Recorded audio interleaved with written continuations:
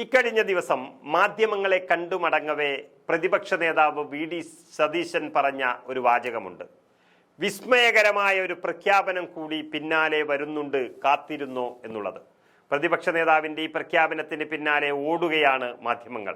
എന്തായിരിക്കാം കേരള രാഷ്ട്രീയം ഞെട്ടാൻ പോകുന്ന കോൺഗ്രസിന്റെ ആ വിസ്മയ പ്രഖ്യാപനം എന്നൊരു അന്വേഷണം ഇപ്പോൾ എത്തി നിൽക്കുന്നത് കേരള കോൺഗ്രസ് മാണി ഗ്രൂപ്പിലേക്കാണ്.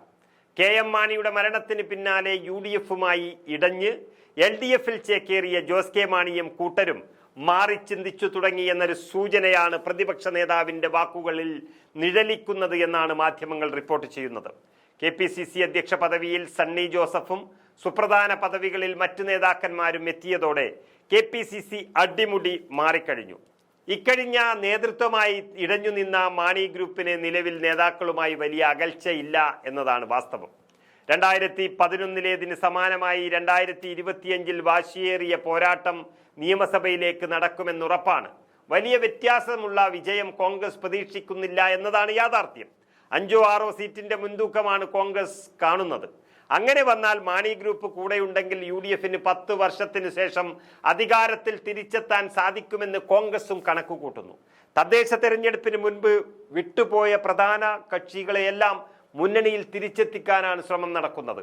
വിസ്മയിപ്പിക്കുന്ന ഈ പ്രഖ്യാപനത്തെക്കുറിച്ച് പ്രതിപക്ഷ നേതാവ് വി.ഡി. സതീശൻ സൂചന നൽകിയത് കോട്ടയത്ത് നടത്തിയ വാർത്താ സമ്മേളനത്തിൽ ആണെന്നുള്ളത് കൊണ്ടും ലക്ഷ്യം ജോസ് കെ മാണിയും കൂട്ടരുമാണ് എന്നത് വ്യക്തമാവുകയാണ്. വി.ഡി. സതീശനും കേരള കോൺഗ്രസ് നേതൃത്വവുമായി വ്യക്തിബന്ധം പുലർത്തുന്ന P.K. കുഞ്ഞാലിക്കുട്ടിയുമാണ് അണിയറ ചർച്ചകൾ നടത്തുന്നത്.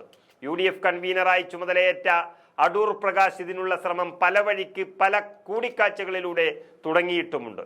ലോക്സഭാ തെരഞ്ഞെടുപ്പിൽ കോട്ടയത്തുണ്ടായ തോൽവി കേരള കോൺഗ്രസിന് വലിയ ഞെട്ടലാണ് ഉണ്ടാക്കിയത്. പാലായുടെ കാര്യത്തിൽ വിട്ടുവീഴ്ചയ്ക്കില്ലെന്ന് മാണി സി കാപ്പൻ വ്യക്തമാക്കിയിരിക്കെ ജോസ് കെ മാണിക്ക് ഒരു സുരക്ഷിത സീറ്റ് നൽകാമെന്നാണ് ലീഗിന്റെ ഉറപ്പ്. ജോസ് കെ മാണി പാലായിൽ മത്സരിച്ചാൽ പരാജയപ്പെടുമെന്ന് കഴിഞ്ഞ തെരഞ്ഞെടുപ്പ് കാണിച്ചു തന്നതാണ്. കെ.എം. മാണി മരിച്ചതിന് പിന്നാലെ നടന്ന 2 തെരഞ്ഞെടുപ്പുകളിലും ജോസും കൂട്ടരും തോറ്റതാണ്. UDF-നൊപ്പം നിന്ന് ആദ്യം തോറ്റതിന് പിന്നാലെ LDF-ലെത്തിയപ്പോഴും തോൽവി ആവർത്തിച്ചു.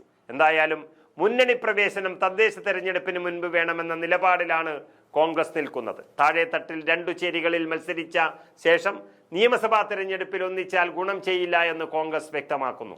ജോസിന് പിന്നാലെ LDF-ൽ CPM-ന്റെ അപ്രമാദിത്യം ആശങ്കപ്പെടുത്തുന്ന പാർട്ടികളെയും കോൺഗ്രസ് ഉന്നം വയ്ക്കുന്നു. എന്നാൽ RJD-യുമായി നടത്തിയ ആദ്യഘട്ട ചർച്ചയിൽ LDF മുന്നണിയിൽ നിന്ന് പിന്നോട്ടില്ല എന്ന മറുപടിയാണ് ലഭിച്ചത് എന്ന റിപ്പോർട്ടുകളും പുറത്തു വരുന്നുണ്ട്.